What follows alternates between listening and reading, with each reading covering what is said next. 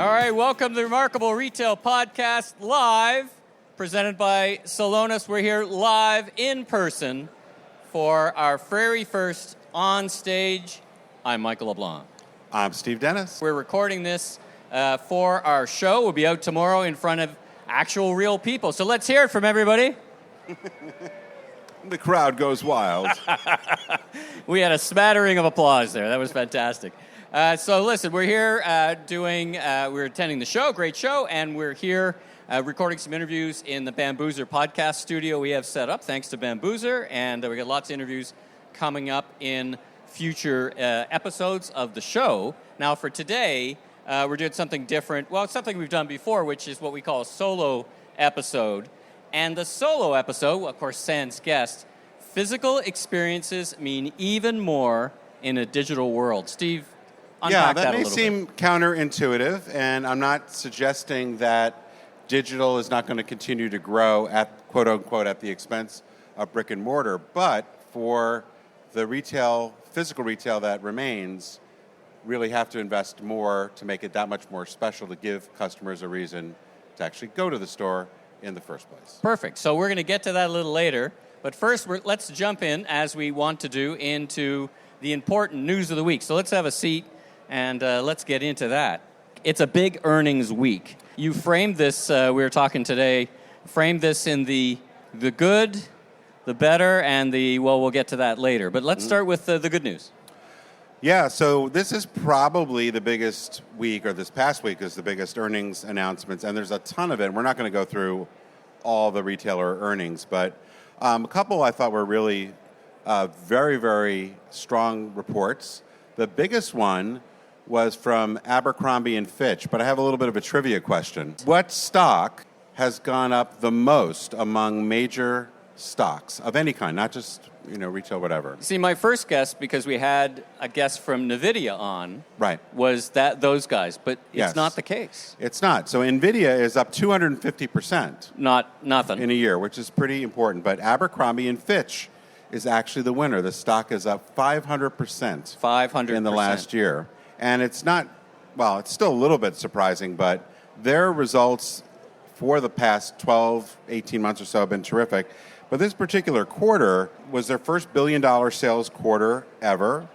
Very strong profits. They raised their guidance. Their sales were up, and this is, I think, particularly fascinating because apparel's been kind of a weak category. The Abercrombie nameplate was up 31% for the quarter, and Hollister was up 12%. So I think by any comparison, extremely strong numbers. The other thing I think about Abercrombie Fitch, which explains part of the increase in the stock price, is they're actually one of the few brands that was in serious trouble that has actually been able to turn themselves around.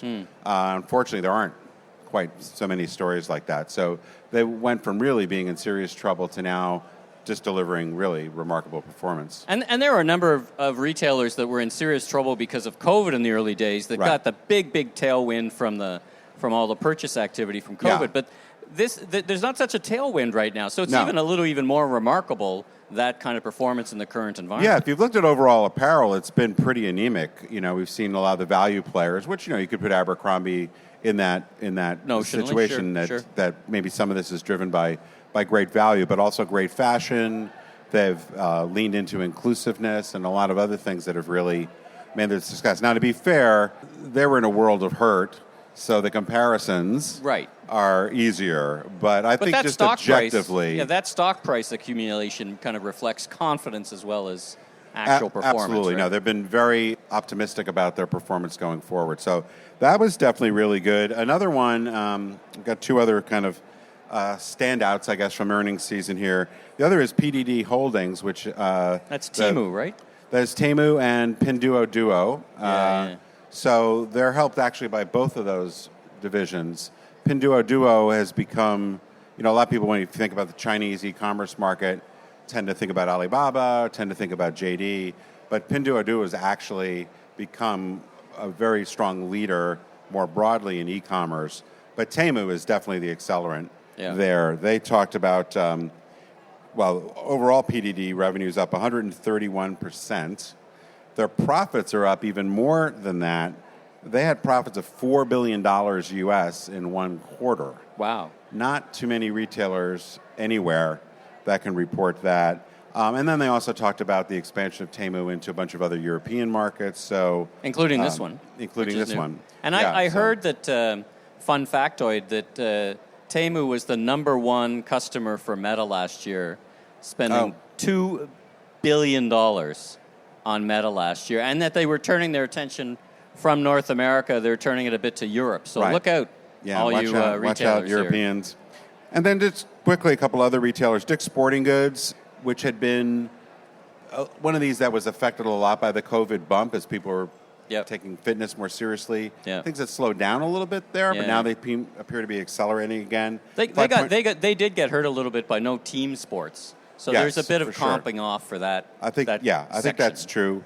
But driving strong traffic growth, strong earnings. They did guide that they thought things were going to slow down a little bit the balance of the year. Then the last one I was going to mention on the good side is Costco. Comps up 6.5%.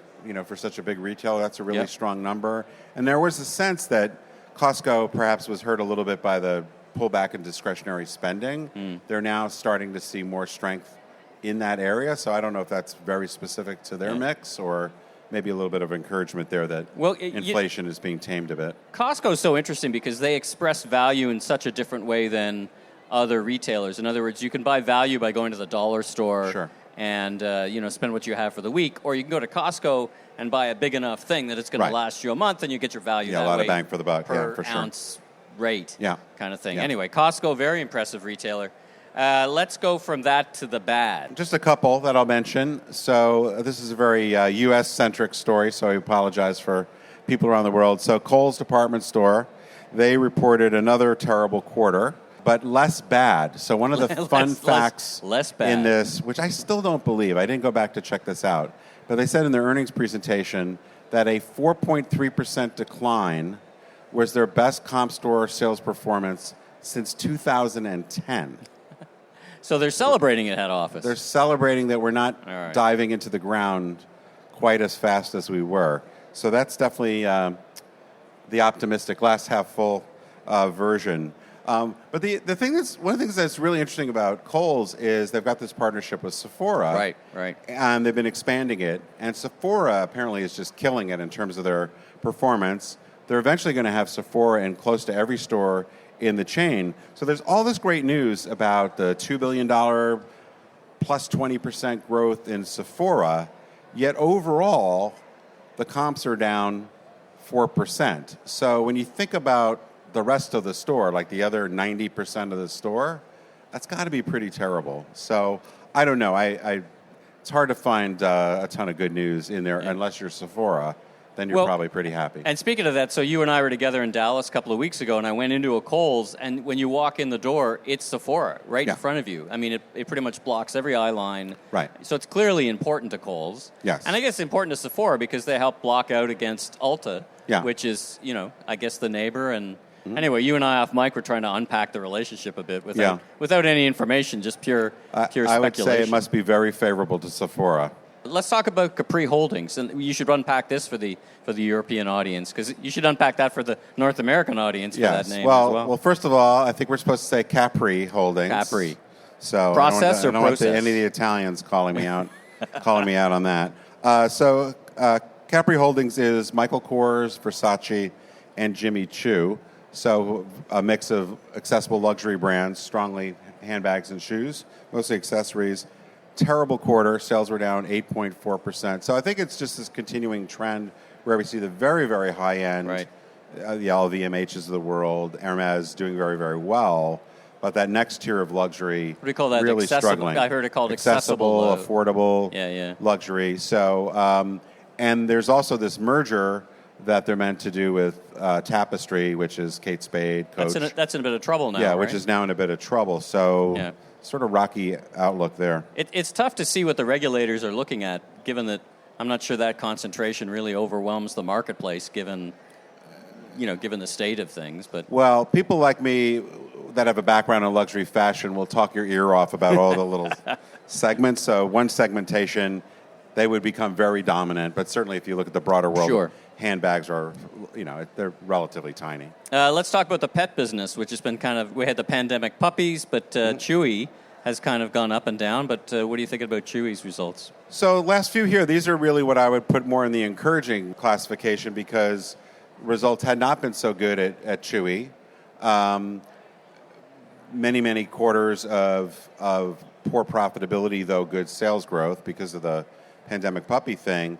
But they're actually starting to make pretty good money, and their sales growth is reignited. So Wall Street liked that quite a lot. So I think what's interesting more broadly is some of these, and we talked about this in our episode last week, where a lot of these disruptor brands, they were basically getting paid for growth. Right. Not so much for profits. Now the narrative has really changed. And in fact, James from ThreadUp said he couldn't even raise money with a balance sheet that showed positive earnings. He had to go out and show pure growth. No one would give him a bit of an exaggeration, but he could not get funding for a business plan that didn't show. But now I think there's this big shift. So we've seen a bunch of brands like Chewy start to shift towards focusing. So they've taken their margins up a little bit, throttled back on marketing a bit, cut some costs, and so they're now actually showing pretty decent, not fantastic EBITDA, but they're still in a growth stage. I don't think that's terribly surprising or concerning. Let's talk about the Gap. So the Gap is really the standout in the encouraging category. What did you think of their recent performance? It's a bit of daylight. People have been following the Gap for years, or Gap, I guess they like to just be called these days. Sure. Has really had terrible performance for quite some time. They have Richard Dixon, who's the new CEO. It's been there, I think, about a year now, maybe. He came out of Mattel, right? He was the Correct. Barbie guy. Yeah, so not an obvious, a branding guy, but not an obvious not a retail guy. And things are starting to turn around. It's the first time that all four parts of the Gap, so Gap brand, Banana Republic, Old Navy, and Athleta, all had positive comps for the first time in many years. So it looks like the tide is turning there. Wall Street loved it. The stock popped like crazy. Improvement in earnings. So, yeah, some good signs of life there. So the summer has been really defined in many ways by, and we talked to the chairman of IKEA today, and they're part of this group, what you've called the summer of savings. So announcement after announcement after announcement of wholesale savings or price drops. Talk about that, and what do you think's behind that? Well, the last week or two, as you mentioned, there have been a number of retailers that have talked about major price drops. So we talked about Target, I think, last week, lowering 3,500 items or something like that. This past week, we had Amazon announcing several thousand grocery items. They would drop prices by as much as 30%, which is huge. Walgreens, also wholesale changes. And so I think, inflation continues to be a big issue pretty much around the world. Core affordability, right? Affordability. So I think, as people are seeing consumers' unwillingness to spend, they're just trying to figure out how to get the top line going. Now, I think the question will be, if you have significant price decreases, what's the impact on margin? Right. And, is there the possibility of kind of the race to the bottom?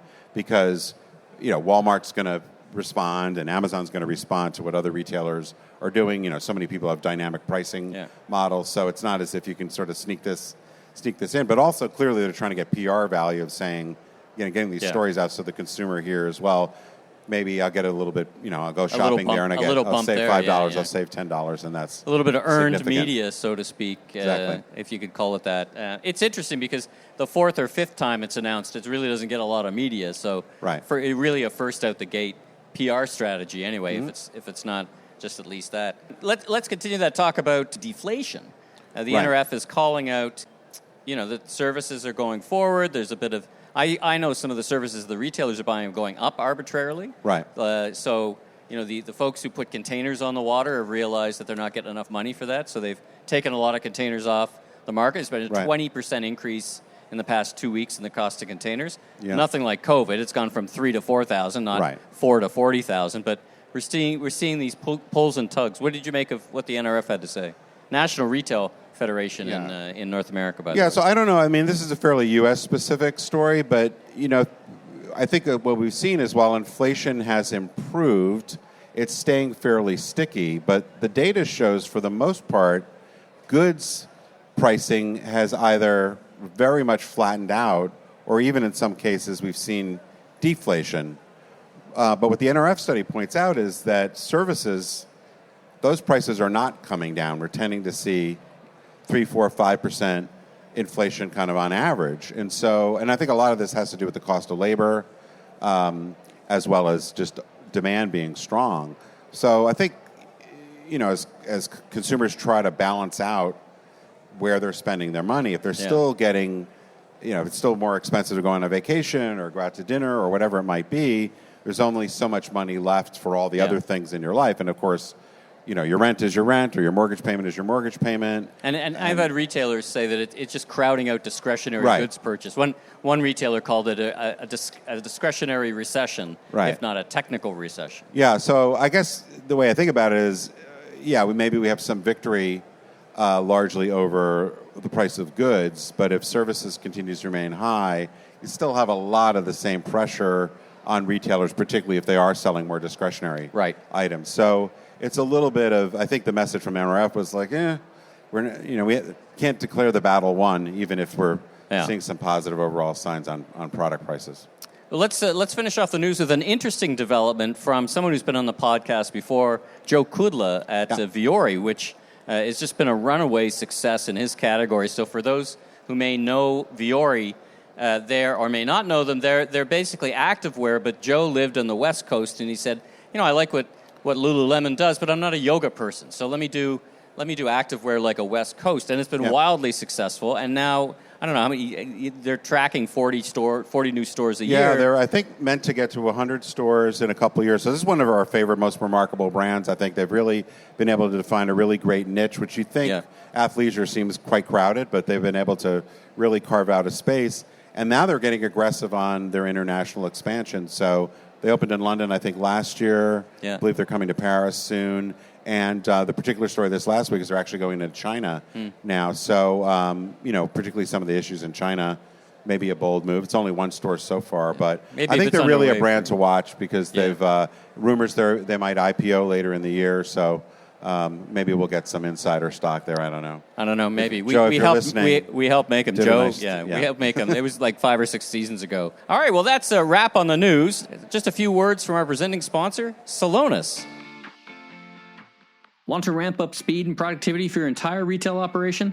In the Celonis Process Mining for Dummies Handbook, we show you how Celonis process mining technology, enhanced with process intelligent AI, can help you streamline performance across your entire retail business so you can drive lasting value from end to end. That means purchasing, supply chain, omni-channel execution, merchandising, and customer service processes, all managed and optimized through one powerful software solution. To get your free copy of Process Mining for Dummies and see how it's generated millions in value for brands around the world like Aldi, Globus, and Edeka, head to Celonis.com/remarkable retail. All right, let's get on to the segment of the show that we want to talk about physical experiences, meaning even more in a digital world. It's always very intrigued when I read this, though intuitively I knew where you were going. So let's remind the folks listening what your macro thinking is around why stores are even more important in what seems like a counterintuitive thinking process. Like I said at the top, I'm not suggesting that digital or e-commerce is not going to continue to grow and is very, very likely to continue to grow at a faster rate than sales that are in a brick-and-mortar store. But I think if we cast our mind back to, not to make it a history lesson, but very quickly, if you go back to, say, the 1990s before e-commerce was a thing, retail was going, except for some mail-order catalog, was going to a store, and the role of the store basically was to showcase the products you had, maybe give you some customer service, you go in there and pay, et cetera. And then obviously as online shopping became a thing, it dramatically shifted the natural order of things, I guess you could say, in retail. What I think has happened over time is what you would know and some of our listeners would know is what I call the collapse of the middle, which is when all things were physical, you had a whole range of the cheap stuff to the really nice stuff. You had stores really with a singular purpose, which was stocked products there for the most part, little mini warehouses, so the customer can go and get it. Well, once e-commerce became a thing, and you could get so many products shipped to you, and you could also find almost any product in the world available to you on your laptop or your phone or whatever. The role of the store as simply a place to see things and go pick it up and take it home with me started to become less and less important. So if you were in the middle where you weren't the cheapest or most convenient, nor on the other end you didn't have the best experience or great sales help or unique product, you basically got crowded out. So this has led to one of the things that we've talked about before in the store, the difference between buying and shopping, or jobs and joys, or errands or experiences, which is the world's kind of bifurcated, my favorite word, into, either we're tending to get something off our to-do list, and that may mean buying it online, or they may mean running into Walmart or Carrefour or whatever it might be, because I want that immediate gratification, or maybe I just want to see it in simple. And then those things that are more experiential.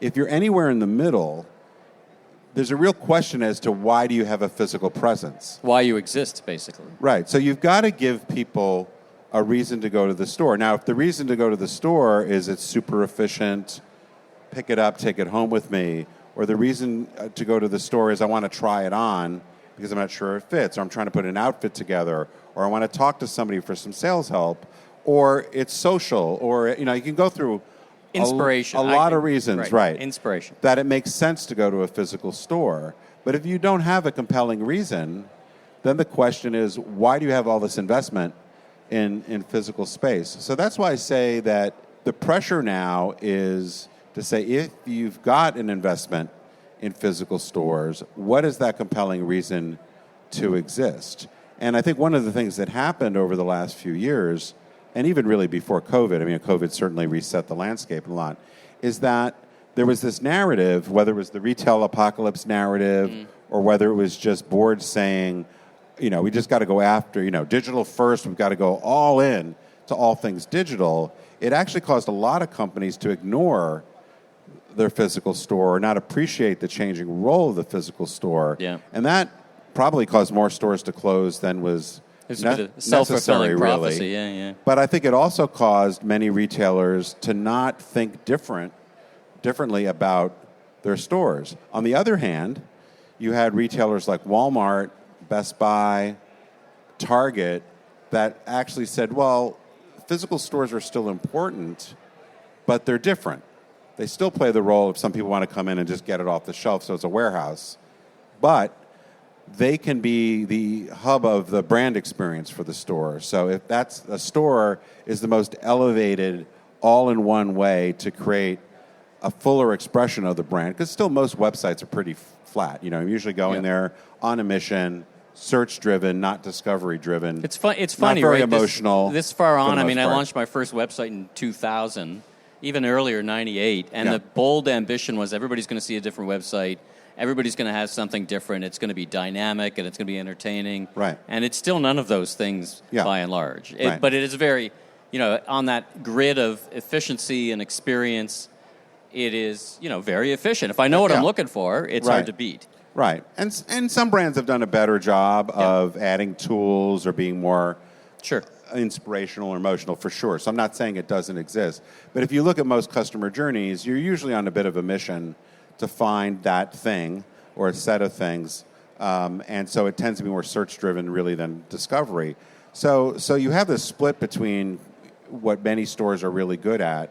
You have these more diverse roles of stores as being, buy online, pick up in store, return to store, customer service, maybe, creating community with like-minded people, social, et cetera.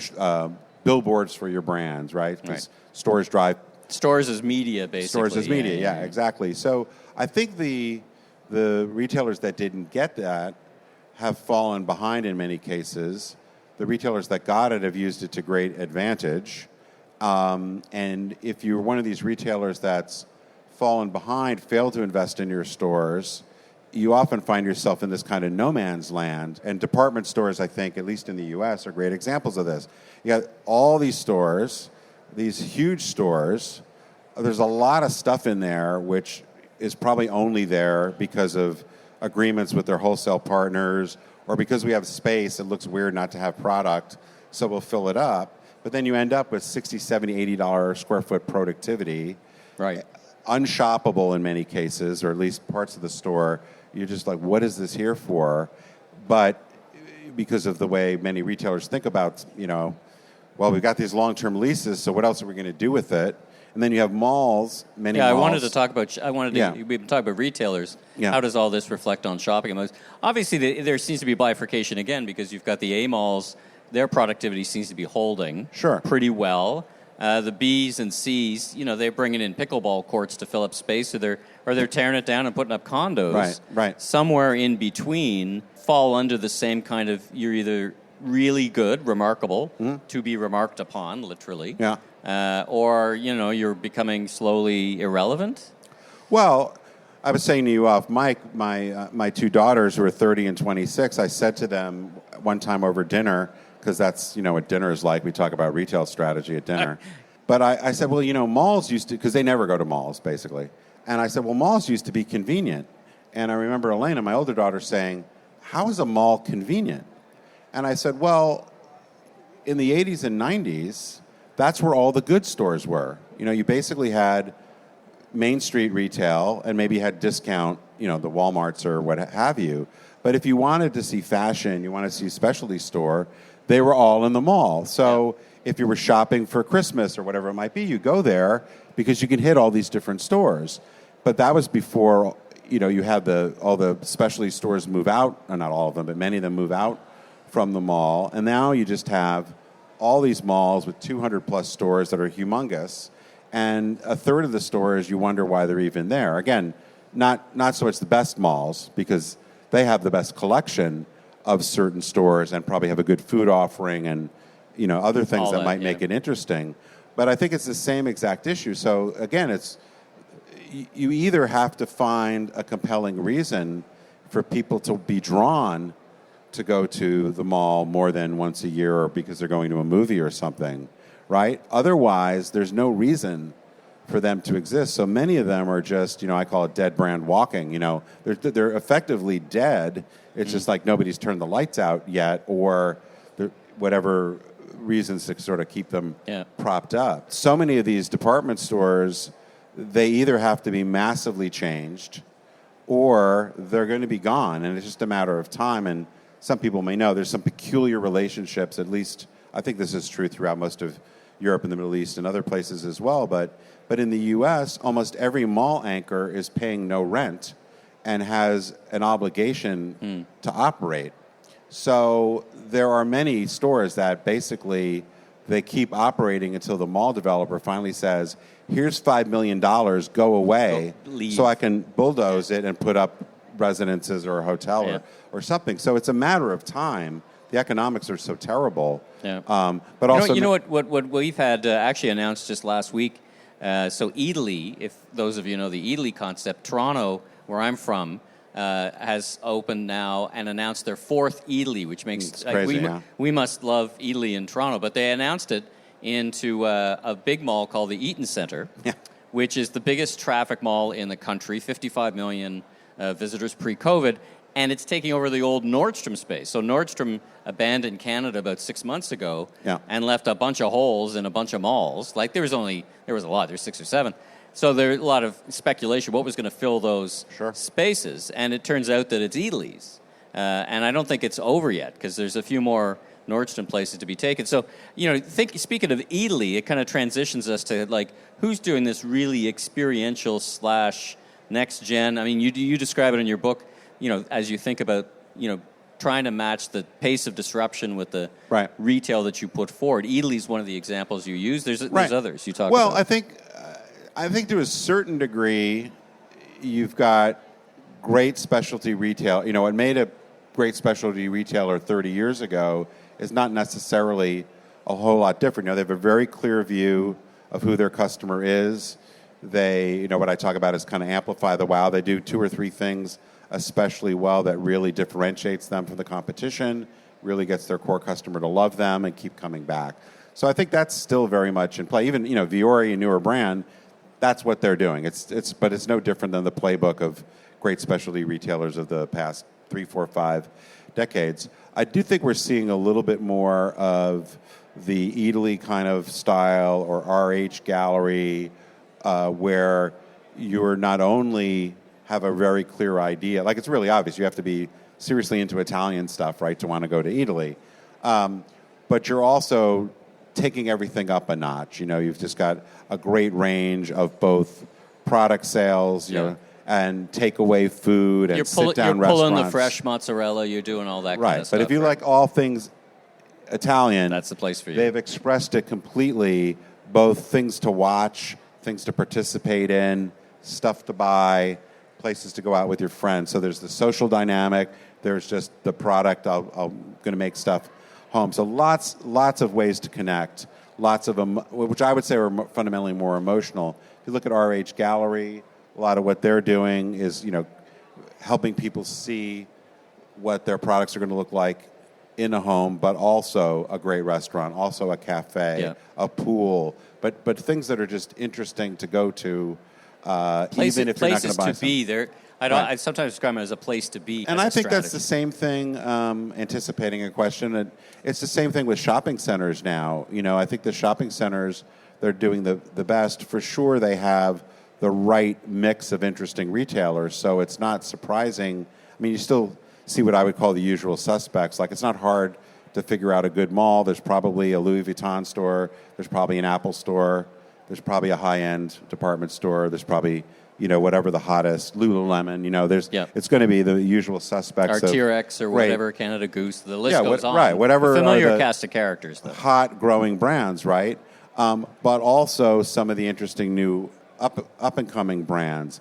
Maybe a Tesla showroom or a Rivian showroom, right? So they're expanding the list of interesting brands that might be more showrooms than a traditional take with, but probably really interesting food offering, maybe a Four Seasons hotel, you know, so it's more of a mixed use. So whether, you know, we're seeing that in enclosed malls, but we were just down last month to a lifestyle center in Austin, Texas called The Domain, and it's all exterior. And they do have a Nordstrom and they do have a Whole Foods, and so kind of Neiman Marcus, anchor tenants.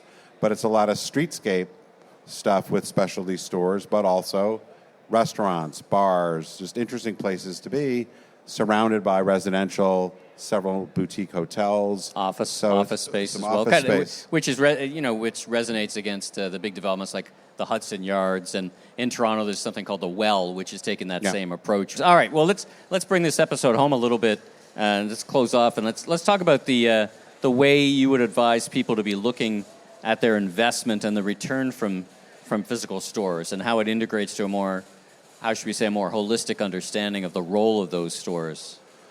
Well, at one level, perhaps oversimplistically, is that you think about your physical space, is it really additive to your brand promise or neutral or detracting? And so I would say, and it's easier said than done, right? Because if you go to some of these malls and you see a third of the space has got very mediocre tenants, or maybe somebody that's just in there. Art, yeah. You know, local community centers. Coming soon, which is really coming never, right? Yeah. But, you know, you have the fixed cost of it. So you understand where people are just filling things up. I would say same thing I said, kind of going back to what I said earlier about department stores. I think most department stores, I'm not talking about like a Harrods or whatever, but you know, chain department stores, they should be 30 to 40% smaller than they are, because there's just a lot of stuff in there that makes them unshoppable, that's not differentiating, but it's there because they're trying to fill up the space. If you're just filling up the space, you should ask yourself whether it's really worth it. Now, I appreciate the cost of converting or going to another location given leases, so it's not so easy. But I think if you have the opportunity to redo a store, if you have an opportunity to think about some ways to really differentiate yourself more, you know, I'd really take that to heart. And of course, you know, eventually you do have to get to the investment around that. I think the other thing, you know, one of the great things about stores, and I think, you know, in a digital world that is much more of a technology-driven world, it's much more of a left brain world, but try to think about the emotional connection. Try to think about where being more human-centered might actually make a difference. Now, a lot of times we just think about that in terms of, well, do I need to talk to a salesperson? Do they have the tools? Are they well trained, et cetera? And that's important. But you see some retailers that have really made much more of a community-based sort of thing. We were at the Yeti flagship store in Austin, right? Yeah, they have fantastic. a bar. They have lots of they have monograms. There's things which you have to interact with another human being. Yeah. But part of the fun of that store is not just seeing the product. It's there's an energy there, and you can sit at the bar and you can talk. There's live music, right? So there's a stage. Both stage is built on Yeti coolers, by the way. You have to go if you go to the flagship in Austin. But I think when you think about a store, there's a lot of different roles it can play. Some of that is being with your people, right? Like people like us do things like this, as my friend Seth Godin talks about. So if you have, if it is a yoga store, well, then you're with the yogis, right? If you're the people that are obsessed about Yeti or whatever it might be, you're with the other obsessives, right? And there's something about sharing in that and talking and meeting people, right? That goes beyond what's the turnover of the inventory on the floor, right? So, and how are you expressing brand values? How are you... part of the best brands, right? You get people to pay, in many cases, a stupid price. For, the most premium brands, the gross margin is crazy, right? Like when I worked in the cosmetics business, one of the things we worked out as well, there's $3 of raw material, and then you're selling the skin cream for $100, right? Hope in a jar, right? As the Charles Revlon, I think, said a million years ago. Yeah. But why do people pay? I think most people understand there's not that big a difference between some of these products in terms of the functional benefit they provide, but the emotional benefit, what it says about the tribe I'm part of or how it differentiates myself. So stores are much better at creating that brand experience than a website is. The website's going to be more reinforcing to that. The first time you hit the Hermes website, you're probably not really appreciating why you should spend $20,000 on should, it's probably not the right word, why you're going to... If you're a certain type of person, spend $20,000 on a Birkin bag or wait 4 years to get it, right? Like that's completely it's a little hard to convey. It's a little hard to experience. convey. That's obviously an extreme, but anyway. Last question for you. Any watch outs for the audience here in person? Thank you all, by the way, for joining us and the folks listening at home. And not heckling us. They're not and thank you for not heckling as well. We're not done yet. Yeah, we're we not do done have yet. like 3 more minutes. Watch outs. So there's one thing I've been calling the Starbucks problem, and I imagine most people listening or here are familiar with Starbucks, which is one of the things that made Starbucks outperform is the so-called third place. As a place to hang out.